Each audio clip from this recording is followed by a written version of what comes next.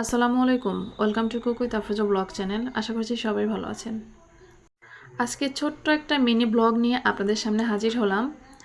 আমি যেহেতু homemade cake নিয়ে কাজ করি, তাই আজকের ভিডিওতে দুটো কেক বানানোই আপনাদের সঙ্গে শেয়ার করব। এই কেক দুটো ছিল ভ্যানিলা ফ্লেভারের স্পঞ্জ কেক। আজকে এই দুটো ফ্লেভারের স্পঞ্জ কেকের ভিডিও আপনাদের সঙ্গে শেয়ার করব। পুরো রেসিপি, কিছু টিপস থাকছে। যারা হোমমেড কেক নিয়ে কাজ করতে চান তাদের জন্য অনেক টিপস থাকছে। আশা করছি আজকের ভিডিও থেকে আপনারা অনেকেই শিখবেন। কেক বানানোর জন্য আমি এখানে প্রথমে শুকনো উপকরণগুলো চেলে নেব।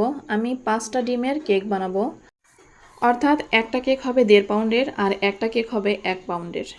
দুটো কেক বানাবো, তার জন্য আমি এখানে শুকনো উপকরণ নিয়ে নিচ্ছি। 5টা ডিমের জন্য এখানে আমি 1.5 কাপ পরিমাণ ময়দা নিয়েছি আর নিয়েছি 2 চা চামচ বেকিং পাউডার। 2 থেকে 3 বার ভালো করে মিশিয়ে চেলে নেব। কেক বানানোর জন্য এখানে আমি ডিম নিয়েছি 5টা। ডিমের কুসুমগুলো তুলে নিচ্ছি।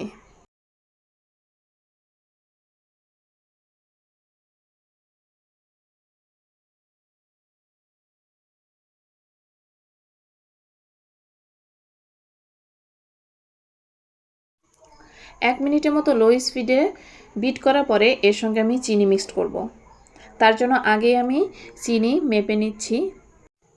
এখানে আমি 1 কাপ পরিমাণ চিনি নিয়েছি, অর্থাৎ 173 গ্রামের মতো চিনি নিয়েছি। এখন আমি 1 মিনিটের মতো লো স্পিডে বিট করে তারপরে এর মধ্যে চিনি দিয়ে দেব। চিনি দিয়ে তারপরে বিট করব।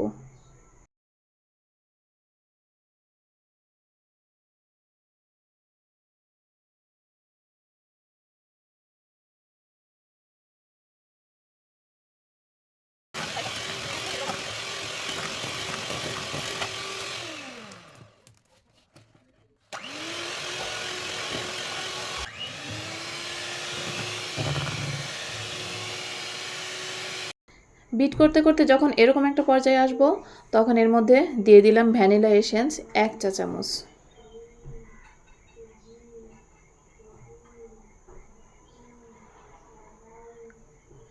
ভ্যানিলা এসেন্স দেওয়ার পরে বিট করে নেব 30 থেকে 40 সেকেন্ডের মতো।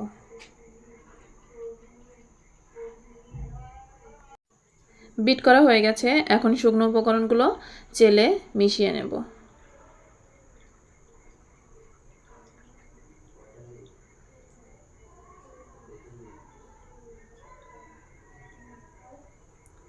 যেহেতু এটা স্পঞ্জ কেক, তাই খুব সাবধানতার সঙ্গে খুবই ধীরে ধীরে আলতোভাবে এই শুকনো উপকরণগুলো ডিমের ম্যারাঙের সঙ্গে মেশাতে হবে।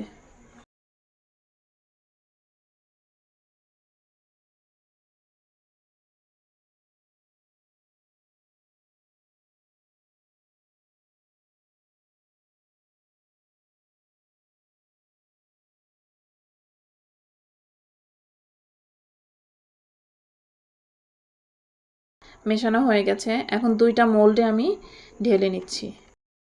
এখানে একটা মোল্ড ছিল 7 ইঞ্চির আর একটা মোল্ড ছিল 6 ইঞ্চির।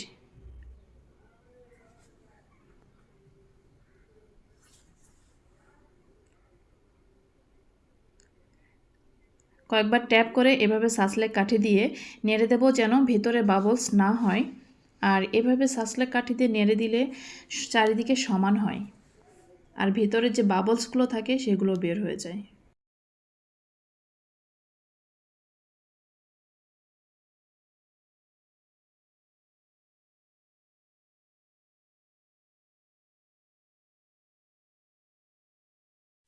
কেক দুটো আমি ওভেনে বেক করব। তার জন্য আমি 10 মিনিটের জন্য প্রিহিট করে নিয়েছি 160 ডিগ্রি তাপমাত্রায় আপ ডাউন হিট অন রেখে।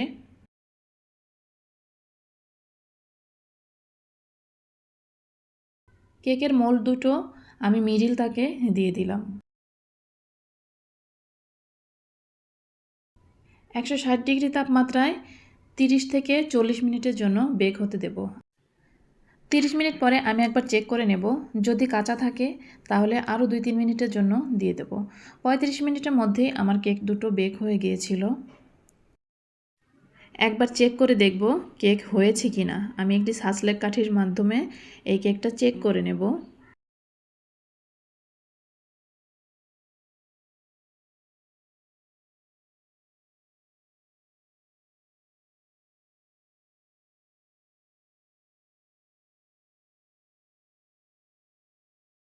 সাসলেক কাঠিটা ক্লিন এসেছে, তার অর্থ কেকটা হয়ে গেছে।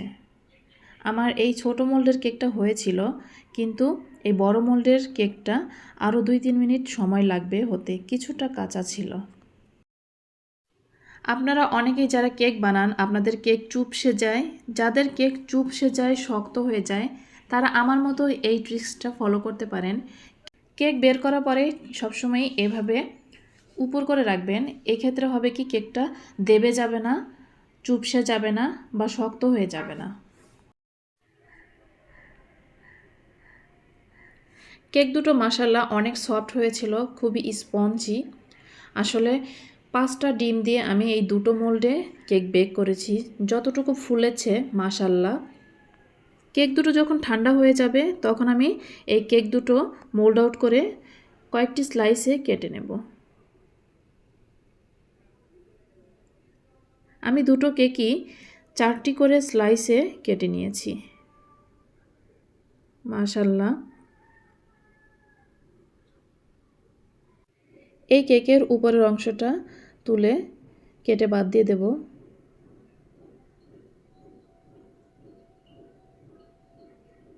ভিডিওটি দেখতে দেখতে যারা এই পর্যায়ে এসেছেন, আপনাদের কাছে রিকোয়েস্ট করছি, আমার ভিডিও যদি আপনাদের কোনো কাজে লাগে, আমার ভিডিওর থেকে যদি কোনো কিছু শিখে থাকেন, আমার ভিডিও যদি ভালো লেগে থাকে, অবশ্যই লাইক, কমেন্ট, শেয়ার করবেন। আর যারা আমার চ্যানেল আজকে নতুন, যারা আমার চ্যানেলটি এখনও সাবস্ক্রাইব করেননি, অবশ্যই সাবস্ক্রাইব করে পাশে থাকা বেল আইকন প্রেস করে দিবেন, যেন নতুন কোনো ভিডিও আপলোড করলে আপনাদের কাছে নোটিফিকেশন পৌঁছে যায়।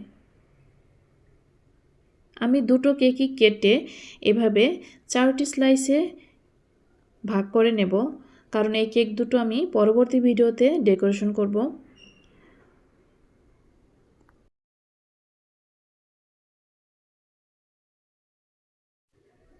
বাকি কেকটাও আমি মোল্ড আউট করে কেটে নেব।